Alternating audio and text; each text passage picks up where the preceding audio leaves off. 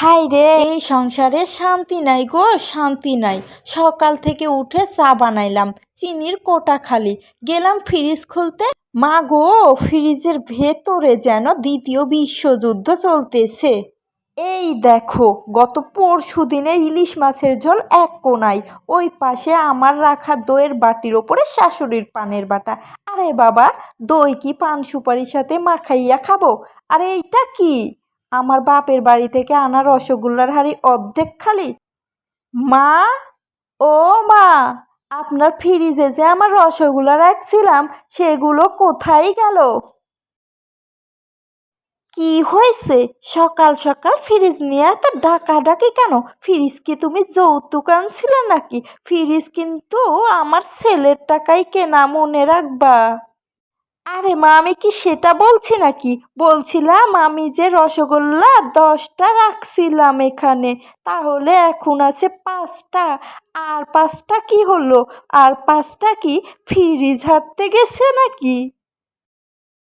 আরে, কুদ্দুসের মা আসছিল, তো বললাম খালি মুখে যাবান, তো 2টা দিয়েছিলাম খেতে।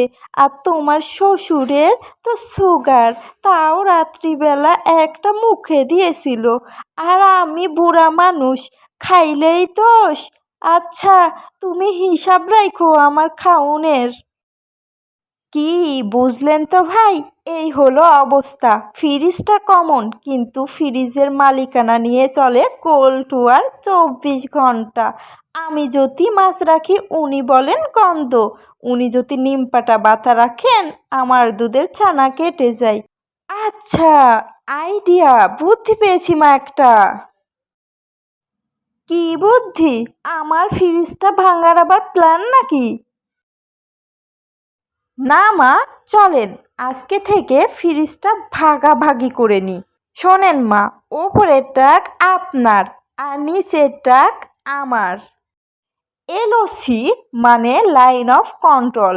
আপনি আপনার পান, নিমপাতা, কালকের তরকারি উপরে রাখেন, আমি আমার মাছ, মিষ্টি দই নিচে রাখি।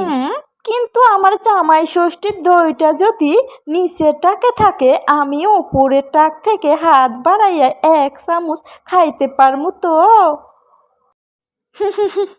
দেখলেন, দিন শেষে ফ্রিজ একটাই, পেটও আলাদা নয়।